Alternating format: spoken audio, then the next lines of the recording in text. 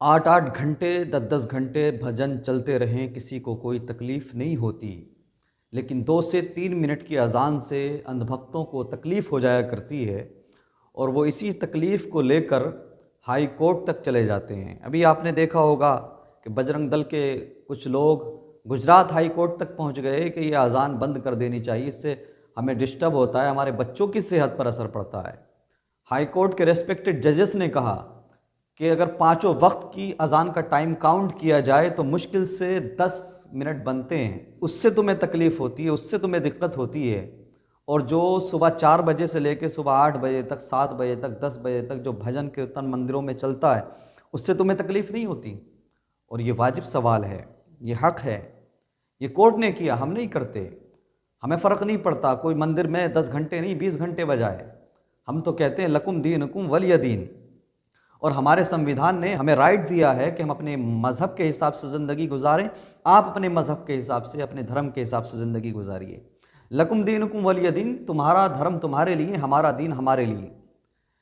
آج لوگ اذان سے بڑی تکلیف کا شکار ہو جاتے ہیں، اذان پر بڑا بوال کرتے ہیں، اذان کے خلاف بڑی بکواس کرتے ہیں۔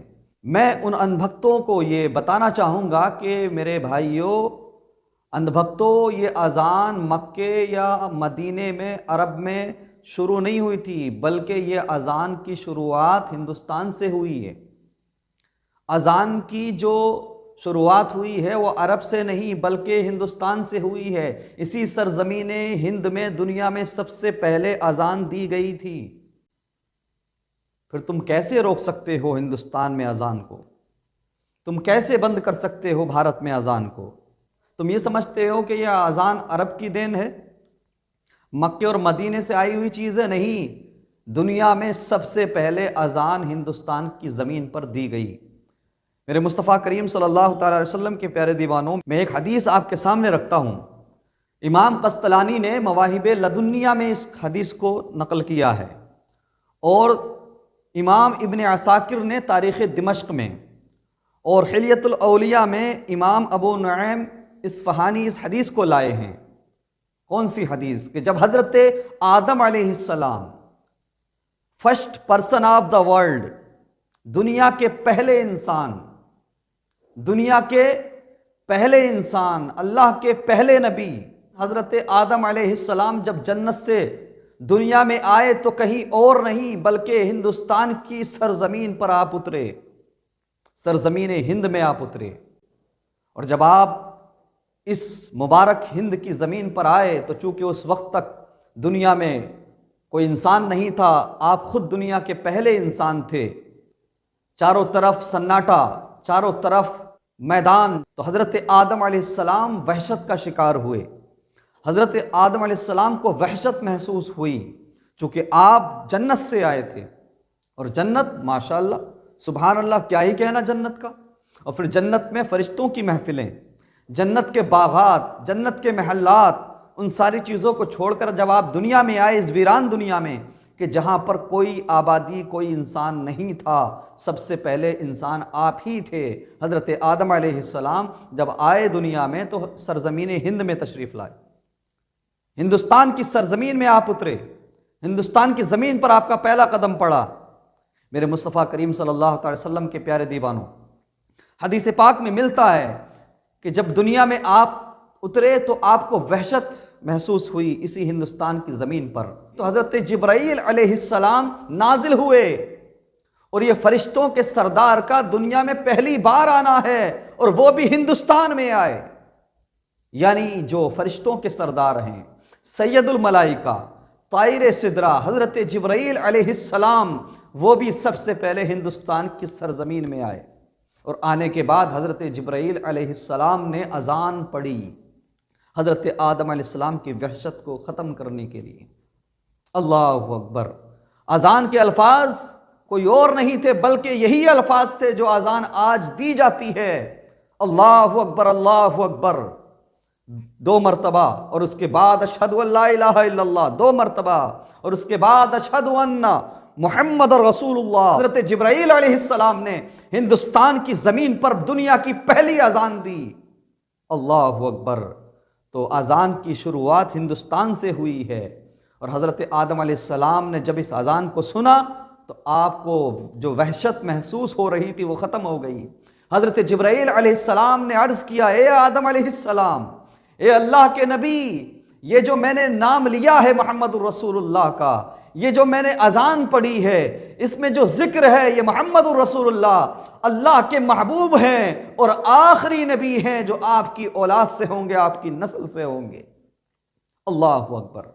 تو میرے نبی کا دنیا میں سب سے پہلے نام اگر لیا گیا تو ہندوستان میں لیا گیا۔ یہی تو وجہ ہے نا کہ ہندوستان جیسے عاشقان مصطفیٰ دنیا میں نظر نہیں آتے۔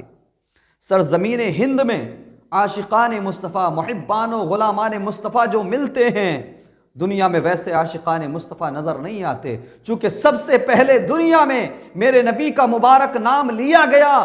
دنیا کی ساری زمین میں، پوری روئے زمین پر اگر سب سے پہلے میرے نبی کا مبارک نام لیا گیا تو وہ ہندوستان کی زمین تھی۔ اللہ اکبر۔ اس لیے تو ہندوستان کے مسلمانوں کے دلوں میں مصطفیٰ کریم صلی اللہ علیہ وسلم کا عشق ہے۔ ڈاکٹر اقبال کہتے ہیں، محمد کی محبت دین حق کی شرط اول ہے، اسی میں ہو اگر خامی تو سب کچھ نامکمل ہے۔ کی محمد سے وفا تو نے تو ہم تیرے ہیں، یہ جہاں چیز ہے کیا لوح و قلم تیرے ہیں۔ سمجھ آیا کہ ہندوستان سے ڈاکٹر اقبال جیسے عاشق، اعلیٰ حضرت امام احمد رضا خان علیہ رحمت و رضوان جیسے عاشق یوں ہی نہیں نکلتے، بلکہ اسی ہندوستان میں سب سے پہلے پیارے نبی صلی اللہ علیہ وسلم کا نام بلند کیا گیا تھا۔ یہ اس کی برکت ہے۔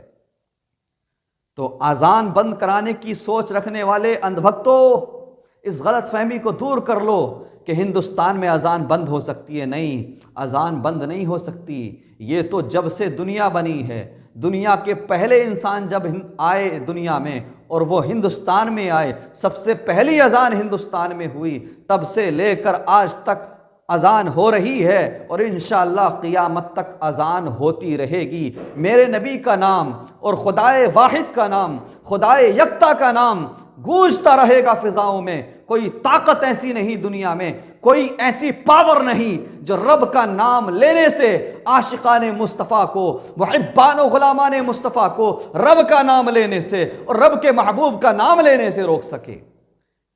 اس لیے یہ واہیات باتیں کرنا بند کرو کہ اذان پہ پابندی لگا دو، اذان سے ہماری نیندیں خراب ہوتی ہیں، 2-4 منٹ کی اذان سے تمہیں تکلیف ہوتی ہے۔ ارے 10 دن تک تمہارے یہاں ہنومان چالیسا ہوتا ہے، کئی دن تک، 10 دن 9 دن تک رام لیلا ہوتی ہے، پوری رات لاؤڈ اسپیکر پر بھجن چلتے ہیں۔ کیا کبھی کسی مسلمان نے کہا کہ یہ لاؤڈ اسپیکر پر پوری رات بھجن کیوں چلتے ہیں؟ کیا کبھی کسی مسلمان نے کہا کہ فجر سے لے کے 8-10 بجے تک ہر گلی کوچے میں، ہر محلے میں، مندر میں یہ بھجن کیرتن کیوں ہوتے ہیں؟